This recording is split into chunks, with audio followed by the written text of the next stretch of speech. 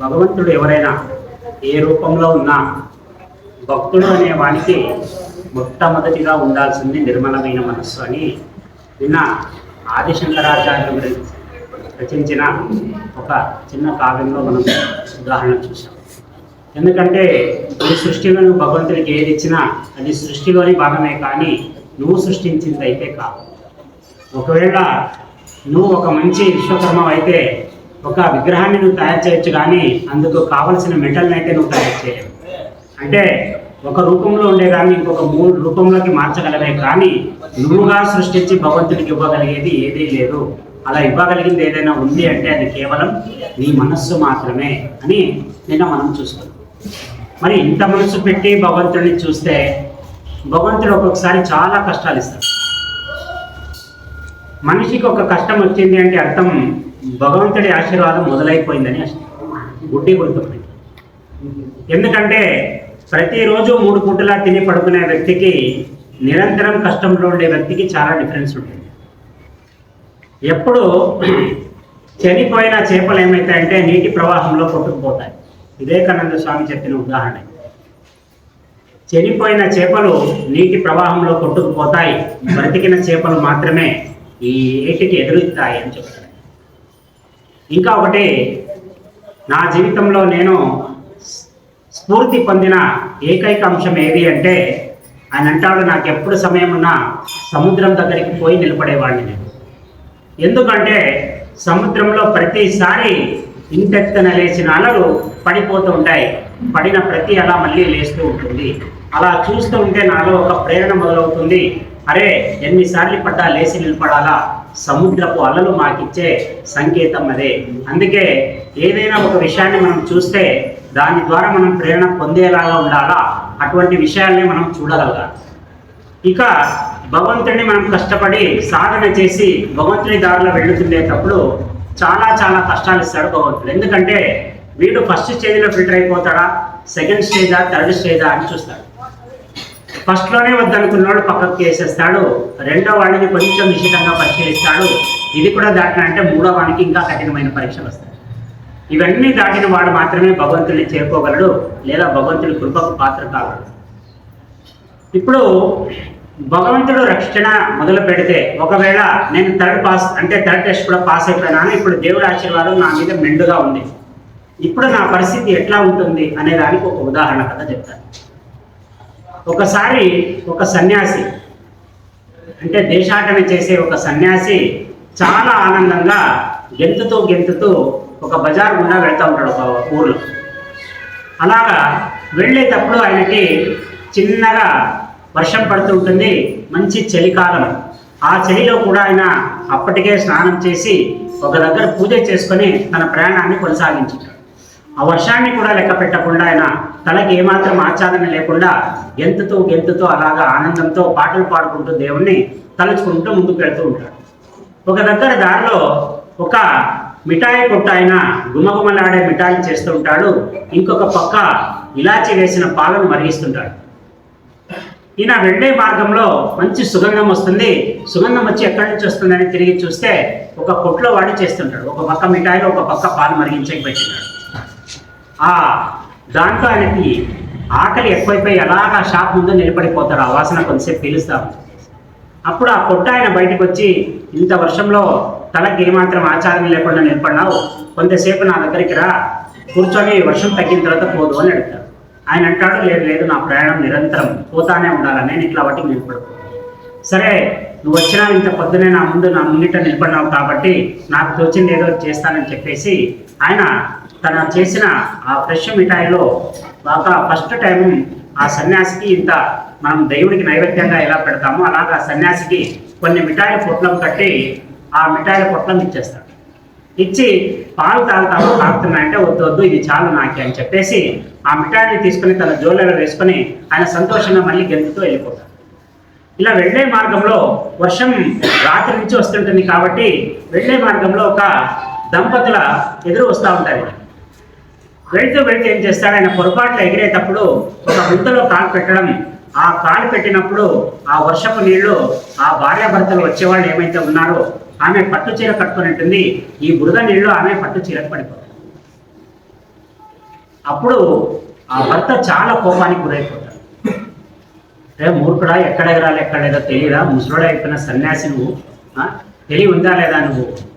ఆయన అదొక ట్రాన్స్లో ఉంటాడు. ఆయన అలాగే దేవుడిని తలుచుకుంటే అట్లే పాడుకుంటుంటాడు. ఈయన తిట్టినా కూడా ఆయన కోపం వచ్చేస్తుంది. వచ్చి 2 దెబ్బలు పడతాడు, చెంప దెబ్బలు. ఆయన కింద పడతాడు, మళ్ళీ పైన లేసి మళ్ళీ అలాగే పాడడం మొదలు పెడతాడు. ఆయనకి ఇంకా కోపం వచ్చేస్తుంది. ఎలా కొడతాడంటే దగ్గరుండే కట్టెని తీసుకొని చేతులకి కాళ్ళకి ఎక్కడ దొరికితే అక్కడ కొట్టేసి ఆయన పారేసి భార్య భర్తలు వెళ్ళిపోతాడు. ఆయన మెల్లిగా మూలుకుంటూ లేస్తాడు, మళ్ళీ పాట పాడుకుంటూ ముందుకు పోతూ పోతూ మనసులో ఆలోచన చేస్తాడు. ఆహా, నువ్వు ఎంత ఇలా వినోదివయ్యా, ఒక 10 నిమిషాల క్రితం నాకు సంబంధం లేని ఒక మిఠాయి కొట్టడం ద్వారా వేడి వేడి మిఠాయిలు నాకు వచ్చేలాగా చేసిన. ఇప్పుడు ఇంకా 10 నిమిషాలు కాలేదు, ఆ మిఠాయి నేను ఇంకా ఒకటి నోట్లో కూడా పెట్టుకోలేదు, అప్పుడే నాకు తన్నులు ఇచ్చావు. నాకు ఏదైనా సమానమే, నువ్వు మిఠాయి ఇచ్చినా తీసుకుంటా, నువ్వు తన్నులు ఇచ్చినా తీసుకుంటా, నేను నీ బిడ్డని అనుకొని అలాగే ప్రేమను పెట్టేస్తాను. ఇక్కడ ఆ సన్యాసి ఎప్పుడైతే వెళ్ళిపోతాడో ఈ ఊర్లో ఈ దంపతులు వాళ్ళ ఇంటికి వస్తారు, వాళ్ళ పని చూసుకొని. వచ్చి ఇంటి తాళం తెరిచేటప్పుడు ఆయన తాళం దొరకదు త్వరగా. ఆ వెతికే ప్రయత్నంలో ఆయన అటు ఇటు తిరిగేటప్పుడు ఆ ఇంటి మెట్టు మీద కాలు స్లిప్ అయి కింద పడి ఆ కరెక్ట్ కొస ఈ నెత్తికి పడి బ్లీడింగ్ అయి మనిషి చనిపోతాడు. ఎప్పుడైతే ఈ వ్యక్తి చనిపోతాడో భార్యకి అదొక భయం మొదలైపోతుంది. అరే వచ్చేటప్పుడు ఇప్పుడే సన్యాసిని కొట్టొచ్చినాము, ఇప్పుడే ఇంటి మీద పడి చచ్చిపోయా, అతనేం చేసినాడో ఏమో అని ఆమె ఏడవడం మొదలుపెట్టారు. అక్కడ ఉండే వాళ్ళ ఆ ఇంటోళ్ళు ఈ ఇంటోళ్ళు అంతా కలిసి ఎవరు ఎవరు ఎవరు అంటే ఇట్లా ఒక సన్యాసిని కొట్టినాడు దారిలో, ఆయన ఏమన్నా కొట్టినాడంటే ఆయన ఏం కొట్టిన, ఆయన అన్నిటికీ ఒకే మాట దేవుని పాట పాడుకుంటూ వెళ్ళిపోయినాడు. సరే పోనీలమ్మ, అయిపోయింది ఏదో అయిపోయింది, ఈయన కూడా అలా కొట్టకూడదు, ఎవరు ఎట్లుంటుందో మాత్రం మనకు తెలియదు కాబట్టి కొట్టి ఈయన కూడా తప్పు చేసినాడు. కొందరు మాత్రం లేదు లేదు ఆ సన్యాసి ఏదైనా ప్రయోగం చేసింటాడు, వీళ్ళు దేశాలు తిరిగేవాళ్ళు అంటే చాలా విద్యలు ఉంటాయి వీళ్ళ దగ్గర, అందుకే ఆ ముసలోడు మళ్ళీ దొరికితే పట్టుకొని కట్టేసి అడగాలి మనము. కొద్ది రోజులు గడుస్తుంది, గడిచిన తర్వాత మళ్ళీ ఆయన తిరుగు ప్రయాణంలో అదే ప్రయాణం ఉండి అక్కడే అదే ఊరుకుండా వస్తారు. అప్పుడు అందులో ఒకరు గుర్తుపడతారు, అరే ఈయన్ని కొట్టినందుకే ఆయన చనిపోయాడు.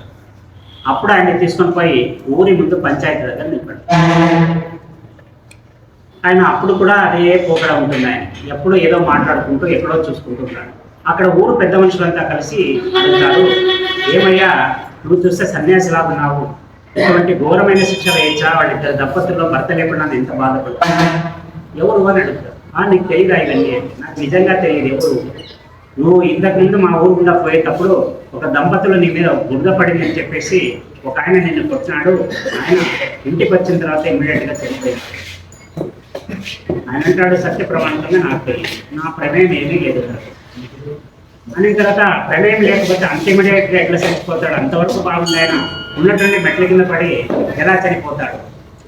అప్పుడు ఆ సన్యాసి మాట, చూడండి ఈ జన్మలో ఒక జన్మలో మాత్రమే ఇతనికి భార్య, ఇంకో జన్మలో ఉంటుందో తెలియదో మనకి తెలియదు దాని గురించి. ఎందుకంటే వెనక్కి జన్మ గురించి కానీ ముందు వచ్చే జన్మ గురించి కానీ మనకి పరిణితి ఉండదు దాని గురించి.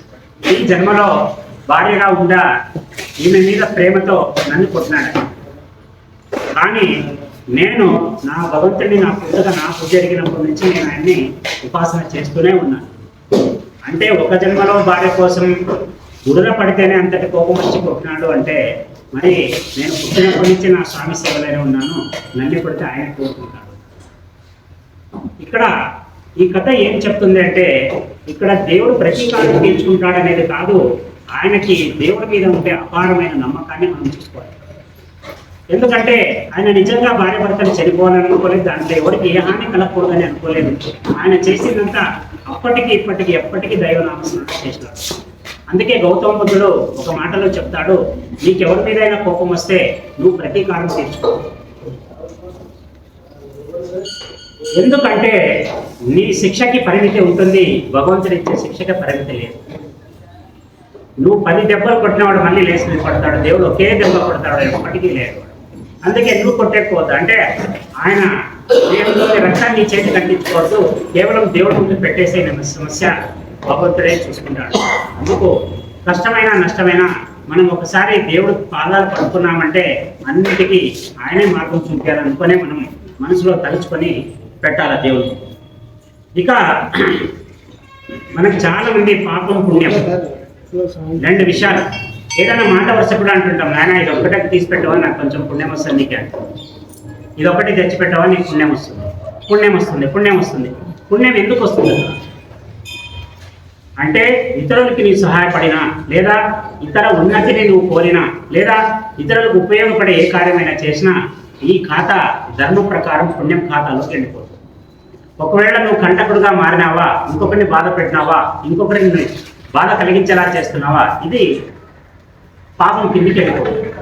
మరి మనం పుణ్యం చేస్తే మోక్షం వస్తుందని చాలామంది అనుకుంటారు. ఇన్ని గుళ్ళు ఇన్ని గోపురాలు ఎందుకు కట్టిస్తున్నారండి? ఏదో మోక్షం పొందడానికైనా, దేవుడి సేవలో మోక్షం పొందడానికి. కానీ ఇది పర్ఫెక్ట్ రాంగ్ స్టేట్మెంట్.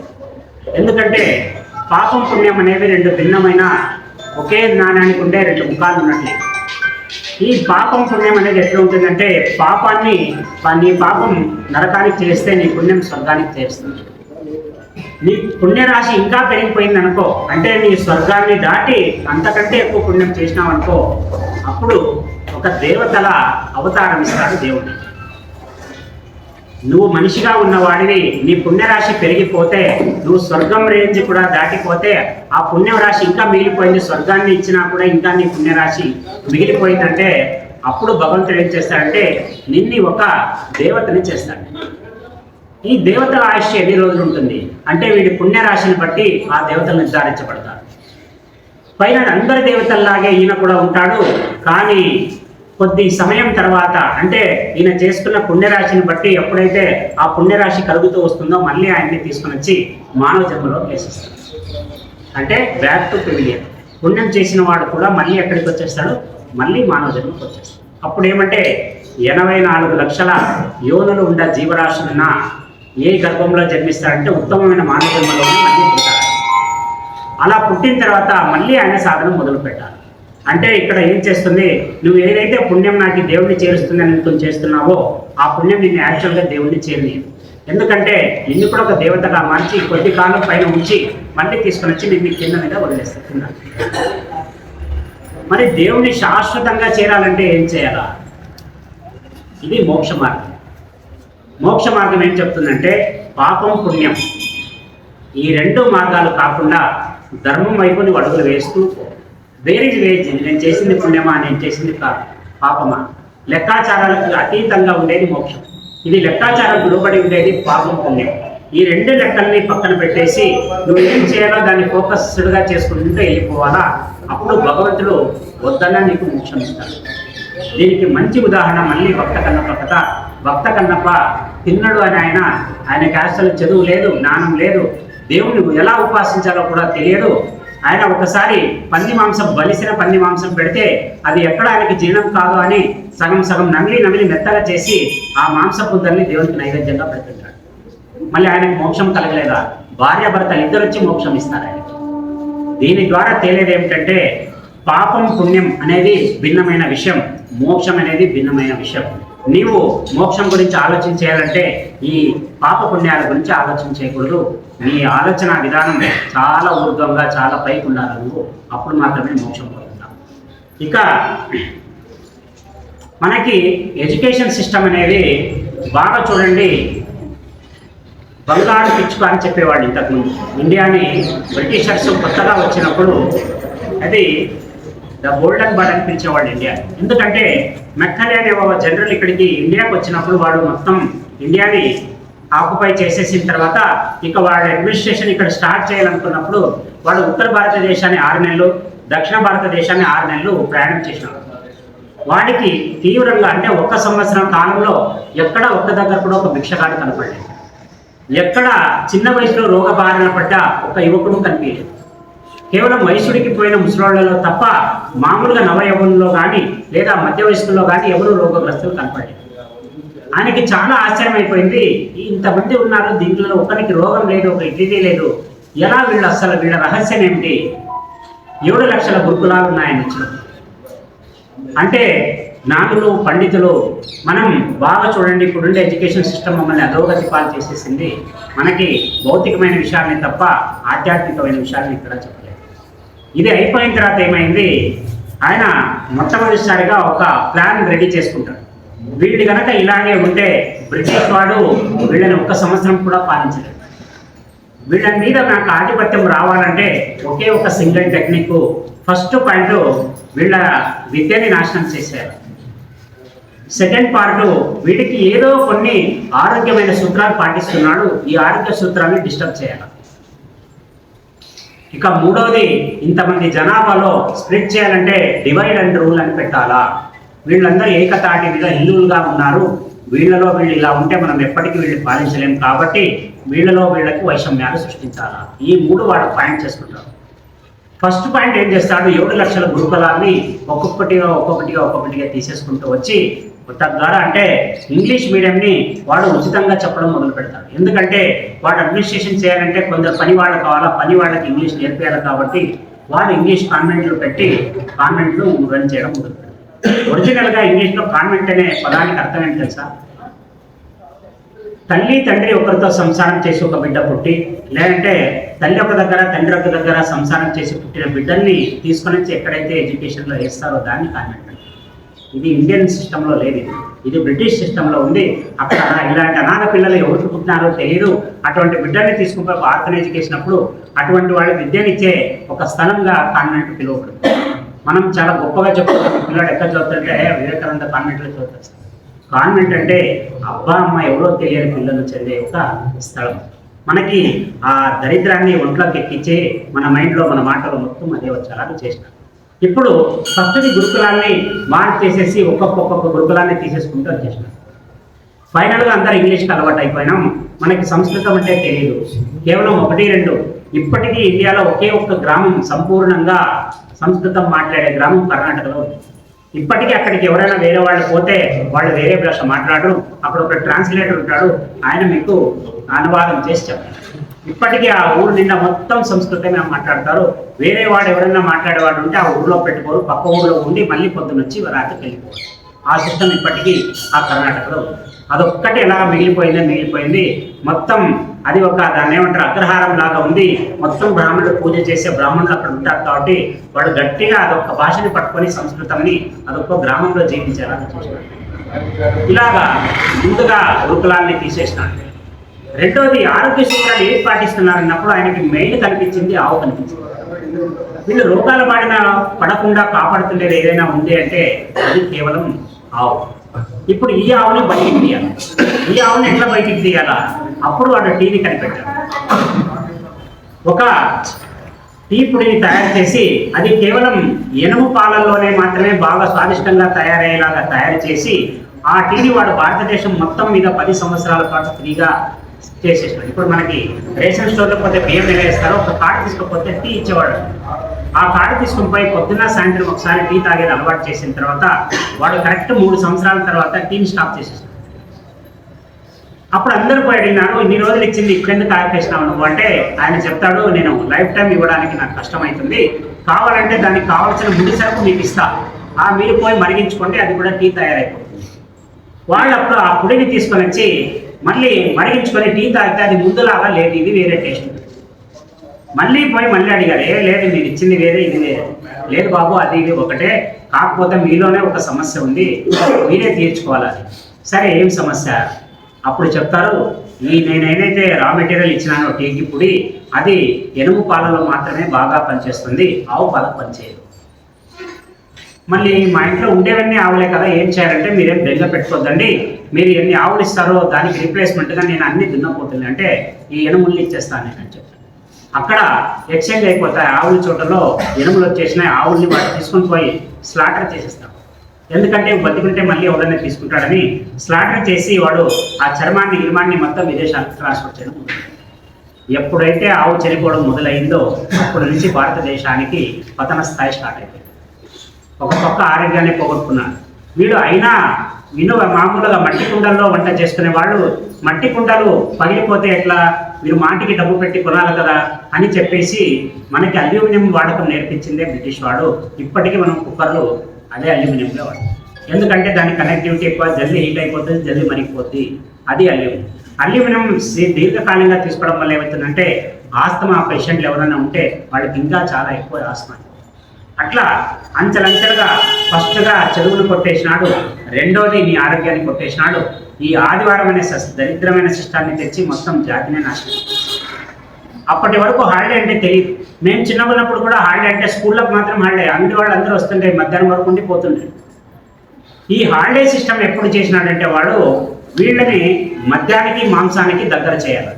శాస్త్రంలో ఒక మాట ఉంది, ఆదివారం రోజు తలకి తైలం అంటించుకోకూడదు, భార్యతో సంసారం చేయకూడదు, క్షవరం చేయించుకోకూడదు. ఇలాగా కొన్ని నిబంధనలు ఉన్నాయి. మద్య మాంసాలు అసలే తినకూడదు ఒక్క ఆదివారం. మీరందరికీ తెలుసు ఒక్కొక్క దేవుడికి ఒక్కొక్క వారం ఉంటుంది, అదే పవర్ఫుల్ వారం అనుకుంటాం. ఆంజనేయ స్వామి భక్తుడు అనుకుంటాడు ఆంజనేయ శనివారం పవర్ఫుల్ వారం అంటాడు. నాలాంటి శివభక్తుడు సోమవారం పవర్ఫుల్ వారం, ఊరుకుందేనైతే సోమవారం గురువారం అంటారు. ఒరిజినల్గా అన్నింటికంటే చాలా ఉన్నతమైన వారం ఏంటంటే ఆదిత్యవారం, రవివారం. ఎందుకంటే సూర్యుడి శక్తి చాలా సమగ్రంగా పూర్తిగా మనిషి దేహం మీద పడే రోజు. వారాలు ఎందుకు డిజైన్ చేసినారు? ఒక్కొక్క రోజు ఒక్కొక్క వారమే, అన్ని వారాలు ఒకటే పెట్టేసి 1, 2, 3 అని పెట్టుకుంటే అయిపోయాయి కదా. ఎందుకంటే ఈ ఖగోళ శాస్త్రంలో భూమి ఇక్కడ ఉంటే దాని చుట్టూ గ్రహాలు తిరుగుతూ ఉంటాయి ఒక రాక్షసులు. ఏ గ్రహం అయితే భూమికి దగ్గరగా వస్తుందో ఆ రోజు ఆ వారం అనేది డిక్లేర్ చేస్తారు. మంగళవారం రోజు మనకి కటింగ్ చేసుకోకూడదని చెప్తారు. ఎందుకు చెప్తారు? ఎప్పుడైనా కట్టే కదా, ఎప్పుడైనా తెలియని వెంట్రికే కదా, ఎందుకు దీంట్లో ఏముంది? ఎందుకంటే మంగళవారం రోజు కుజుడు భూమికి చాలా దగ్గరగా వచ్చిన్నాడు. ఆ రోజు కనుక అక్కడ చేసే క్షురకుడు ఎవరైతే ఉన్నారో ఆయన వేసేటప్పుడు ఒక ఘాటు గట్టిగా పెట్టినాడు అనుకోండి, ఆ రోజు రక్తం ధారగా కారితే త్వరగా స్టాప్ కాదు. ఎందుకంటే ఆ రోజు కుజుడి ప్రభావం మనిషి మీద సంపూర్ణంగా ఉంటుంది. అలా జరిగినప్పుడు తీవ్రమైన రక్తస్రావం జరిగి ప్రాణాపాయం వస్తుందేమో అనే భయంతో మంగళవారం రోజు క్షవరమే చేసుకోవద్దంటే మనోళ్ళు ఆపోదు కూడా ఒకటి. ఇక ఆదివారాలు అంటారా, ఏ రోజైతే వెంట్రుకలు తీయకూడదో ఆ రోజే టోకన్ తీసుకొని బయట తీసుకుంటాం. మరి ఏ రోజు చేసుకోవాలా క్షవరం? సోమవారం కానీ శుక్రవారం కానీ. ఒకటి పుట్టిన వారాన్ని ఎప్పుడు చేసుకోకూడదు. ఇప్పుడు ఈరోజు నేను గురువారం పుట్టినాను. నేను గురువారం పుట్టినందుకు గురువారం రోజు ఎన్ని కష్టాలు వచ్చినా గురువారం రోజు క్షవరం చేయకూడదు. అలా పుట్టిన వారము నెక్స్ట్ సోమవారం శుక్రవారంలో తప్ప మిగతా ఏ రోజుల్లో కూడా మనం క్షవరం చేసుకోకూడదు. ఇక ఒక్కొక్క అంశాన్ని తీసుకుంటే అసలు మన పురాతన శాస్త్రంలోనే ఎన్నో వందల వేల లక్షల ఈ కంటెంట్ ఉంటుంది, కానీ మనకి తీసుకొని దాన్ని ఆచరణలోకి పెట్టడం చాలా కష్టమైపోయింది ఈ కాలం. ఇక ప్రాథమిక విద్య ఎప్పుడైతే నాశనం చేశాడో అంత పవర్ఫుల్ ఉండేదా అంటే బాగా చూడండి, బ్రిటిష్ కాలం మొదలైంది, సంస్కృతం మొదలేసేయండి. మనకి ప్రాథమిక విద్యలో ఫస్ట్ పిల్లలకి అమ్మ ఆవుతో మొదలు పెడతారు. అమ్మ ఆవు తర్వాత ఏమొస్తాయి? చదివినారు కదా, చెప్పండి తెలుగు. అమ్మ ఆవు, అమ్మ ఆవు, ఇల్లు, ఈగ కానీ ఈ రెండింటిలో పెట్టింది. ఒరిజినల్గా చదువుని డిజైన్ చేసినప్పుడు పెద్దవాడు ఏం పెట్టినారు తెలుసా? అమ్మ ఆవు ఇల్లు ఈశ్వరుడు అని పెట్టాడు. ఎందుకంటే అమ్మ ఆవు ఇల్లు ఈగ ఈ నాలుగిట్లో ఒక మొత్తం దాన్ని ఏమంటారంటే అరచేతిలో వైకుంఠం అని ఎలా అంటామో ఈ నాలుగిట్లోనే మొత్తం తత్వాన్ని కలిపేసినారు. అప్పుడు ఎలా అంటారా? అమ్మని తీసుకోండి. ఫస్ట్ అమ్మ ధర్మానికి సంకేతం. అంటే అమ్మ అనేది ధర్మం. ధర్మం నుంచి ఏమొస్తుంది? నెక్స్ట్ ఆవు వస్తుంది. అమ్మ అయిన తర్వాత అమ్మ ధర్మానికి ప్రతీక కాబట్టి అమ్మని పెట్టినారు. ఎందుకంటే నీ జన్మకి నీ చదువుకి మొట్టమొదటి గురువు అమ్మ కాబట్టి అమ్మని ప్రథమ స్థానంలో పెట్టినారు. తర్వాత ఆవు వస్తుంది. ఆవు దేనికి? అర్థానికి. అప్పుడు వాడికి వ్యాపారం చేయాలంటే ఇన్ని షాపులు, ఇన్ని డీలర్షిప్లు, ఇన్ని వ్యవహారాలు లేవు. అప్పుడు వ్యవహారం చేయాలంటే ఆవును పట్టుకున్నవాడు మాత్రమే వ్యవహారం చేస్తాడు. ఎందుకంటావా? ఆవుల నుంచి పాలు నుంచి పెరుగు, పెరుగు నుంచి నెయ్యి, వెన్న, ఇట్లా రకరకాలుగా వ్యవహారం జరిగేది. అర్థమూలం ఆవు. మనకి భారతదేశ సంతతికంతా వ్యాపారానికి మూలస్థానం ఆవు ఉంటుంది. ఇలాగా అమ్మ అయిపోయింది ధర్మానికి సంకేతం, ఆవు అర్థానికి సంకేతం, ఇక ఇల్లు కామానికి సంకేతం. నువ్వు ఇంత కష్టపడి దేనికి? ఏదైనా కష్టపడి ఇంటికి పోతే ఇంట్లో బాగా ప్రశాంతంగా ఒక సోఫానో, ఒక కుర్చీనో, ఏదో కంఫర్ట్, ఒక ఫ్యానో ఇవి పెట్టుకోవాలి. ఇది కామం అంటారు. అంటే కామం అంటే అర్థం ఏమంటే నీ సుఖం కోసం నీవు వినియోగించుకోవడం, లేదా నీ సుఖం కోసం నువ్వు ఏర్పాటు చేసుకోవడం కామం కిందికి వస్తుంది. ఇక లాస్ట్ది ఈశ్వరుడు. ఇక్కడ 3 స్టెప్పులు అయిపోతాయి, ధర్మ, అర్థ, కామ. ఇక చివర ఆఖరిది మోక్షం. ఈ మోక్షం ఎక్కడి నుంచి వస్తుందంటే ఈశ్వరుడు ద్వారా వస్తుందని అప్పుడు ప్రాథమిక విద్యలోనే చెప్పేస్తారు. మనం ఈ తర్వాత ప్రభుత్వాలు మారిన తర్వాత ఈశ్వరుని ఎలివేట్ చేయడం ఇష్టం లేక ఈశ్వరుడి స్థానంలో ఒక ఈగను పెట్టేశారు. మన మైండ్ సెట్ కూడా ఈశ్వరుడి నుంచి ఈగ వైపు వచ్చేసింది. సనాతన ధర్మం ఎప్పుడు గొప్పగానే ఆలోచించేసింది, కానీ మనం దాన్ని నిలబెట్టుకునే ప్రయత్నం చేయలేదు. ఈరోజు ఇంతమంది మెజారిటీగా ఉండే హిందూ దేశంలో మైనారిటీగా ఉండే కొందరికి భయపడి బతుకుతున్నామంటే మనంత దుర్భర స్థాయి ప్రపంచంలో ఎక్కడ ఏ దేశంలో ఉంది? ఇజ్రాయెల్ మన ఢిల్లీ అంత ఉంటుంది కరెక్ట్గా చెప్పాలంటే. మనకుండే శత్రువులు 4 ఉంటారు, మహా అయితే 5 మంది శత్రువులు ఉంటారు, అంటే భౌగోళికంగా. ఇజ్రాయెల్కి 17 మంది శత్రువులు ఉన్నారు. 17 మంది అందరూ కర్కోటకమైన తీవ్రవాద దేశాలే ఉండేది. అంటే ఎవడు పాపం అనేవాళ్ళు లేదు. వాళ్ళు ఒక్కసారి కన్నెర చేస్తే గనక 17 మంది, ఒకవేళ ఇజ్రాయెల్ ఉండే స్థానంలో కన్నా ఇండియా ఉంటే అర్ధగంట కూడా మలిగేది కాదు. కానీ ఇజ్రాయెల్ 17 దేశాలతో చాలా సమర్థవంతంగా పోటీ చేస్తూ 17 దేశాలకి సింహస్వప్నమై అందరు బిక్కుబిక్కుమంటూ బతికేలాగా చేసింది. ఎలా చేయగలిగిందంటే ఆ ఇజ్రాయెల్లో ఒక్కడు కూడా దేశద్రోహి లేదు. కాన్పై బిడ్డనే వీపు కేసుకొని డ్యూటీ చేసే ఒక మహిళ కూడా ఉంటుంది, ఆమె కూడా దేశం కోసమే పనిచేస్తుంది. ఇక్కడ చూడండి, వేరే వాళ్ళు నువ్వు ఏదైనా కార్యక్రమం చేయాలా అని నువ్వు ఏదైనా చెప్పినావు ఆఫరు, వాడు ఖచ్చితంగా నిరాకరిస్తాడు. అదే మన వాళ్ళకి కన్నా ఎలక్షన్స్ వచ్చినాయంటే నువ్వు ఎక్కడికి పోమంటే పోవడం తప్పు కాదు, ఎందుకంటే ఇంకొక ధర్మాన్ని నువ్వు గౌరవించాలని మన సనాతన ధర్మమే చెప్తుంది కాబట్టి. కానీ నీ ఉనికిని నువ్వు ఎప్పుడూ కోల్పోవద్దు. నువ్వు అక్కడికి పోతావు, టోపీ పెట్టుకుంటావు, ఇక్కడ పోతావు, నమాజ్ చేస్తావు, ఇంకొక దగ్గరికి పోతావు, సెలవు చేసుకుంటావు. నీకంటూ ఒక ధర్మం దేవుడు ఇచ్చినాడు, ఆ ధర్మాన్ని పెట్టుకుని ఇంకొక ధర్మాన్ని గౌరవించు. నువ్వు వాళ్ళకి దాసోహం అనే మనసులో కలిగించాలని చెప్పేసి ఓటు బ్యాంక్ రాజకీయం చేయడం వల్ల భారతదేశం అంతటి సమర్థవంతమైన నాయకుడు ఉంటే కూడా ముందుకు పోవడానికి చాలా ఆలస్యం పడతా ఉంది. ఎందుకంటే ఆయన చాలా తీవ్రంగా పనిచేస్తున్నారు. పెద్దలో ఆ స్థాయిలో ఉండే నాయకులు మన కింద గ్రౌండ్ లెవెల్లో ఉండే వాళ్ళు ఎప్పటికప్పుడు వాళ్ళ స్వార్థానికి ధర్మాన్ని విడదీస్తూ వస్తున్నారు. ఇప్పుడు కేరళ 12 జిల్లాల్లో ఆల్మోస్ట్ అంతా పాకిస్తాన్ మైనతే, అంటే ముస్లిమ్స్ పరం అయిపోయింది. ఇప్పుడు నెక్స్ట్ లైన్లో ఉండేది కర్ణాటక ఉంది. కర్ణాటక ఇంకొక టర్మ్ కన్నా ఇంకొక అదే ప్రభుత్వం కంటిన్యూ అయితే ముందు అక్కడ కూడా మనం ఎవరిని హిందువుల్ని చూసే పరిస్థితి లేదు. ఇవన్నీ నేను ఎందుకు చెప్తున్నానంటే మీకు మిగతా సమయంలో వినేకి కానీ చెప్పే కానీ టైం ఉండదు, మీకు అంత తీరిక ఉండదు. ఇప్పుడు మీరు కొద్ది కాలం నా దగ్గర దొరుకుతారు కాబట్టి కనీసం ధర్మం కోసం నువ్వు కత్తి పట్టుకొని తలను తెంచని నేను చెప్పకపోయినా కనీసం నీ ధర్మం కోసం నేను నిలబడు, నీ ఇంటినైనా నీ గుడినైనా నువ్వు కాపాడుకొని చెప్పేదే నా ఈ ఉద్దేశం. ఇలాగా ప్రాథమిక విద్యలోనే మనకి చతుర్విధ పురుషార్థాలు చెప్పిన మహా చదువు మనది. ఈ చదువు కాకుండా ఏ చదువు చదివినా మనకి వ్యర్థమే. ఇలాగా ఒక్కొక్కసారి ఏం చేస్తుందంటే నిజం చాలా కఠినంగా ఉంటుంది. అది ఎలా ఉంటుంది కఠినంగా అనేది ఒక ఆయన చాలా మంచి ఉదాహరణతో ఇచ్చినాడు. ఒక గుడ్డివాడికి కళ్ళు లేదనుకోండి, ఏ సహాయంతో నడుస్తాడు? చేతి కర్ర ఖచ్చితంగా, ఎందుకంటే ముందేముందో తెలవాలి. అది సెన్స్ చెప్తుంది, ఇక్కడ గుంత ఉందా, కట్టె ఉందా, రాయి ఉందా అంటాం. మరి ఇదే వ్యక్తికి కళ్ళు వచ్చినాయనుకోండి, ఫస్ట్ విసిరేది కొందరి జీవితాల్లో ఇది కఠినమైన నిజం, ఇది ఎవరూ మార్చలేని నిజం. ఎందుకంటే కళ్ళు వచ్చిన తర్వాత ఏ మూర్ఖుడు కూడా కట్టె పట్టుకోడు. కానీ అక్కడ కట్టె తప్పు చేసిందా అంటే లేదు, దీన్ని విధి అంటే. ఒకవేళ ఏ తప్పు లేకుండా కూడా బాధపడుతున్నాడు అంటే అది విధి ఆడిన ఆట కింద మనం లెక్కేసుకుంటాం. ఇంకా ఒక మంచి పని చేస్తాం స్వామి, నువ్వేం దండిగా ప్రవచనాలు చెప్తావు, మంచి చేయండి, ప్రపంచం చూస్తే అంత పాపంతో మునిగిపోయింది, మంచి చేస్తే మాకేం జరుగుతుంది? ఇంతకుముందు కథలో ఆ సన్యాసిని కాపాడేవాడు, ఆయన చనిపోయేలా చేసింది ఈయన కోరలేదు, నన్ను కాపాడు, ఆయన చంపే నేను అడగలే, భగవంతుడి జోపానం చేస్తున్నాడు కాబట్టి ఆ ప్రక్రియ జరిగింది.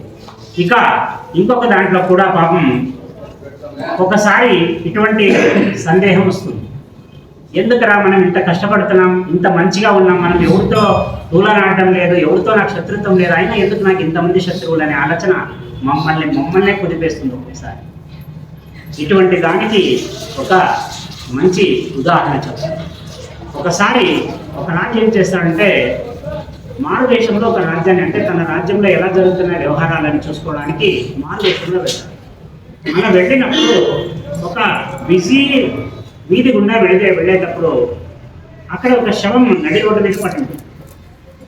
అక్కడ విగత జీవిగా ఉండే ఆ వ్యక్తిని చూసిన తర్వాత రాజు అనుకుంటాడు శోష వచ్చి పడిపోయినాడు అని పోయి మెల్లిగా లేపి కొంచెం నీళ్లు కొట్టే ప్రయత్నం చేస్తే పక్కనుండే వాళ్ళు అంటారు లేదు లేదు అతను పోయినాడు అని చెప్తారు. అంటే ఒక మనిషి పోతే కనీసం ఒక మనిషి తీసుకుని అక్కడ పక్కన నీడకనే వేరు కదా, నడి రోడ్లో పెట్టుకుని అలాగే తిరుగుతున్నారు కదా. అతని కథలు మీకు తెలియలే స్వామి, నువ్వు ఆడ వేరే కాడి నుంచి వచ్చినట్టున్నావు, నీ పని నువ్వు చూసుకొని పోవాలి. ఆయనకి పాపం అనిపిస్తున్నారా, నా రాజ్యంలో ప్రజలు ఎంత ఘోరంగా అయిపోయినారా వీళ్ళ మైండ్ సెట్. సరే ఏం చేస్తాడు, ఎవరేమన్నా అనుకున్నాడు, ఆయన ఆ జీవిని భుజానికి మోసుకొని ఆయన ఇంటిని వెతుక్కుంటూ వెళ్తాడు. అక్కడ అలాగలా అడిగే లోపల అందరు తిట్టుకుంటా అయితే అడుగుంచు ఆ మూల కొంచెం ఆ మూల కొంచెం చెప్పి లాస్ట్ చివర అక్కడికి తెచ్చి వాళ్ళ ఇంటి ఆ అడుగు మీద వేస్తాడు. భార్య లోపల వంట చేస్తుంటుంది, పరుగు నుంచి చూస్తుంది, భర్త చనిపోవడం చూశాను. చాలా ఘోరం ఏడడం మొదలుపెట్టాడు. ఆయనకి కళ్ళు చెమస్తాయి. రాజుకి అయ్యో ఉండే ఒక ఆధారాన్ని మనం పోగొట్టుకునేది కదా, మాకు ఈమె పరిస్థితి ఎట్లా అని ఆలోచించారు. అంతా అయిపోయిన తర్వాత ఆమె పక్కనోడిని అవతలని పిలిచకపోతే ఎవరు సహాయానికి కూడా రాదు. అంటే మనం ఉత్తర క్రియలు చేయడానికి ఎవరైనా సహాయపడాలి అంటే ఎవరు చేయరు. అప్పుడు రాజుకు ఒక అనుమానం వస్తుంది, ఇది ఎంతటి నీచుడైతే కూడా మామూలుగా మనం ఏ వ్యక్తి అయినా గతించినాడంటే మనం ఏం చెప్తాము, చెడు ఉన్నప్పుడు ఆ వ్యక్తి గురించి మంచిగా చెప్తాము. ఎందుకంటే ఒక మనిషిలో జీవం ఉన్నంత వరకు మనిషిగా ఉంటాడు, జీవం పోయిన తర్వాత పరమాత్మ కింద మారిపోతాడు. అందుకే ఎప్పుడు చనిపోయిన వ్యక్తి గురించి చెడు చెప్పు, ఎందుకంటే అప్పుడు నువ్వు దైవనిక చేసినట్టు. అందుకే వీలైనంత మంచి చెప్పకపోతే ఊరికే మౌనంగా ఉంటుంది.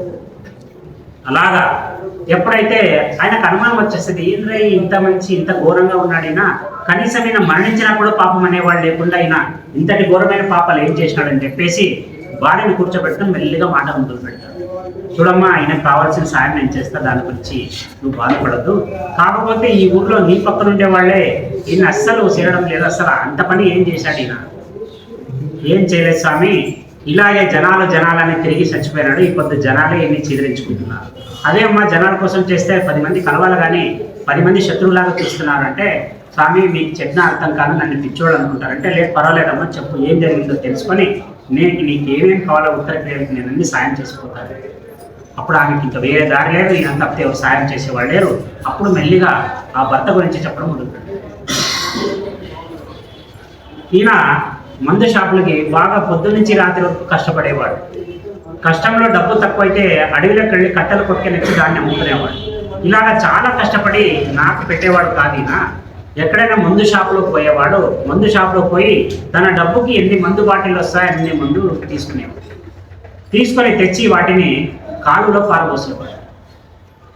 నేను చాలాసార్లు తిట్టినా, నీకేం పిచ్చా, నీకు డబ్బు పెట్టుకొని తెచ్చి అక్కడ ఎవరికైనా పంచినా వాడు తలుసుకుంటాడు కదా, ఇవేం ఆనందం నీకు అంటే, ఈ బాటిల్ ఉంటే ఎన్నో సమస్య అంటే ఎన్నో కుటుంబాలు నాశనం అయిపోతున్నాయి, ఒక్క బాటిల్ తగ్గినా ఒప్పుడు తాగేవాడు తగ్గినా కూడా నాకు కొంచెం సంతృప్తి కదా, అందుకే నేను అన్నీ తెచ్చి కాలులో పారేస్తున్నాను. ఇంకా వేషల దగ్గరికి వెళ్ళేవాడు. పాపం వాళ్ళ బతుకులు ఎలా ఉంటాయంటే వాళ్ళ ప్రమేయం ఏమీ ఉండదు, ఒకరు ఆపరేట్ చేస్తే వెళ్ళిపోతూ ఉండాలి. అలాగా ఈయన వెళ్ళి వేషల దగ్గర కూర్చొని వాళ్ళకి కావాల్సిన సొత్తులు ఇచ్చేసి ఒక రాత్రంతా వాళ్ళకి చెప్పేసి, అమ్మ మీరు ప్రశాంతంగా నిద్రపోండి, ఒక్కరోజున ప్రశాంతంగా నిద్రపోండి అని చెప్పేసి తెల్లవారుజాము వరకు వాళ్ళని కాచుకొని తెల్లవారుజామున ఇంటికి చేరుకునేవాడు. కానీ ప్రపంచానికి ఏం కనిపించేదంటే ఈయన మందు బాటిల్ని ఎక్కువగా కొనేవాడు, మోసుకొని వెళ్ళేవాడు, ఈయన ఈ వెలయాల ఇళ్ళకి ఎక్కువగా తిరిగేవాడు, అందుకే వీడు ఏ రోగం వచ్చిపోయినాడని వీళ్ళు అనుకున్నారు. నేను అప్పటికీ చెప్తున్నాను, ఇవన్నీ జనాలు పట్టించుకోరండి, ఆ వేషలు ఎవరూ పట్టించుకోరు, ఎందుకంటే బయటకు వచ్చి ఎవరు చెప్పరు దీన్ని. ఇలాగా చెప్పేవాళ్ళకే దిక్కు లేదు, నువ్వు ఇంత సైలెంట్గా చేస్తే ఎవరు తెలుసుకుంటారంటే, నేను ఒకడు చూస్తాడని ఒకడు పొగుడతాడని పని చేయట్లేదు, నా మనసుకి అనిపించింది ఒకరి బాధన తీర్చగలిగితే నా ఈ జీవితం సాధ్యమని, అంటే నా జీవితం సాఫల్యమని అనుకున్నాను. కానీ ఒకరు మెచ్చుకోవాలని, ఒకరు నన్ను ప్రశంసించాలని పైన చేయట్లేదు. నేను ఆ రోజే చెప్పినాను, నీవు ఇలాగే చేసుకుంటుంటే ఒకరోజు దిక్కులేని చావు చేస్తే నేను మోయడానికి కూడా నలుగురు రాదు. ఆ రోజు నా భర్త ఒక మాట అన్నాడు, ఒకవేళ నేను చేసిందే కనుక నిజాయితీతో కూడిందైతే, ధర్మానికి సంబంధించిందైతే, భగవంతుని మీద నమ్మకంతో చేసిందైతే నన్ను మోయడానికి నలుగురు వ్యక్తులు కాదు ఒక రాజు వస్తాడు. ఇక్కడ ఒకవేళ జనాలు వచ్చింటే నలుగురు జనాలు మోసుకెళ్లే వాళ్ళు, ఆయన ధర్మం ఆయన్ని ఒక రాజు మారువేషం వేసుకొని నా శవాన్ని మోయడానికి రావాల్సిన సందర్భం అక్కడ దేవుడు క్రియేట్ చేసినాడు. కాబట్టి నీ ధర్మం, నువ్వు ఏదైతే సన్మార్గంలో నడుస్తున్నావో ఈ మార్గం నేను ఎప్పటికీ వదిలిపెట్టదు. దాని మీద విశ్వాసం పెట్టు, నువ్వు చేసుకుంటూ పో. అవమానం లేని ఫీల్డ్ ఎక్కడా లేదు, అవమానం లేనిదే ఎదుగుదల లేదు. చాణక్యుడు చెప్తాడు, ఎదుగుదలకి ముఖ్యమైన ఔషధం ఏమంటే అవమానం. చాణక్యుడు నవనందుల్ని నాశనం చేయడానికి ఒక్క అవమానమే కారణం. అంతటి మగధ సామ్రాజ్యాన్ని కుప్ప కూల్చి లాస్ట్కి ఒక్కరిని తాడుకు వేలాడదీస్తాడు ఆయన చాణక్యుడు. కేవలం తన జుట్టుని పట్టుకొని ఒక భటుడి చేత బయటికి గెండించాడు. ఒక అవమానం అనేది ఎప్పుడు మనం పాజిటివ్గా తీసుకోవాలా, అవమానాన్ని మన ఎదుగుదలకి వాడుకోవాలా, కానీ దాని గురించి మళ్ళీ మళ్ళీ ఆలోచన చేసి మన ఆరోగ్యాలు పాడు చేసుకోకూడదని చెప్పడానికి ఈ సత్కర్మల వరం అనే ఈ మాట మనకి తెలుస్తుంది.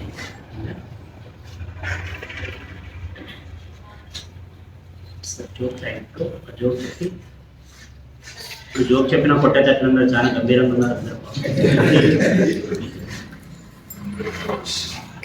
ఒకసారి పాపం ట్రాఫిక్ అవగాహన కల్పించే ఒక ట్రాఫిక్ టీం ఉంటుంది. సార్ పోయేటప్పుడు లెఫ్ట్ ఇండికేటర్స్, రైట్ ఇండికేటర్ వేసుకోండి, స్ట్రైట్ పోండి, ఇవి బోర్డు మార్క్స్, ఇవన్నీ అవగాహన కల్పించే ఒక కానిస్టేబుల్ ఒకరోజు యాక్సిడెంట్కి గురైంది. పాపం ఇదేంటి, పాపం అందరికీ డైరెక్షన్స్ ఇచ్చాయని ఈయన యాక్సిడెంట్కి గురైనాడని అప్పుడు ఆ ట్రాఫిక్ సిఐ కానిస్టేబుల్ చూడడానికి వస్తాడు. హాస్పిటల్లో పాపం ఆయన అలాగే మెల్లిగా లేదు, సైడ్ పడగా పర్లేదు ఏమైనా నువ్వు అవగాహన కల్పించిన యాక్సిడెంట్ అయిపోతుంది. అప్పుడు అంటాడు, సార్ నేను యాక్చువల్గా నైట్ జర్నీ చేస్తున్నాను, 2 హెడ్లైట్లు వచ్చినాయి నాకు.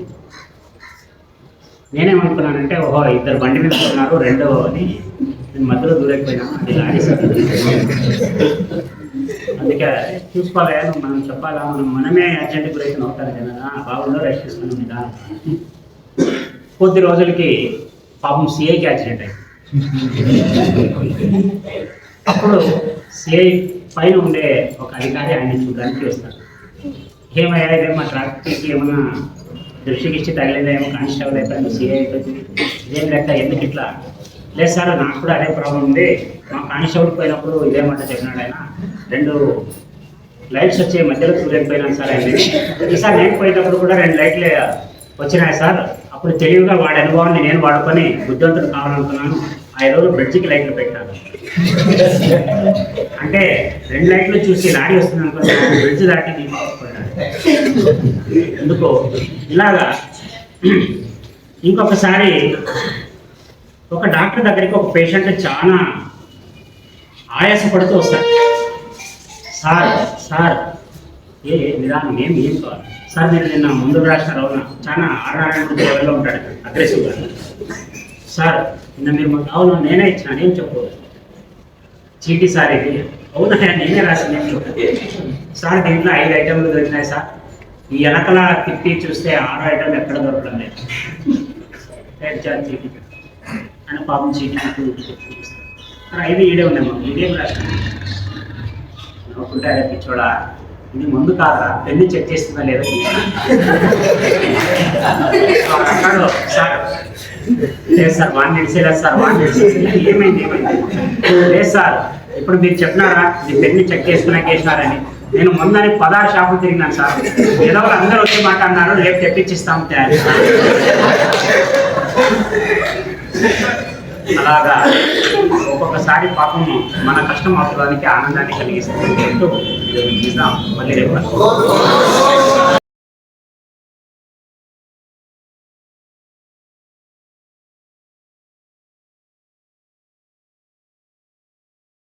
మీ అందరికీ శిరస్సు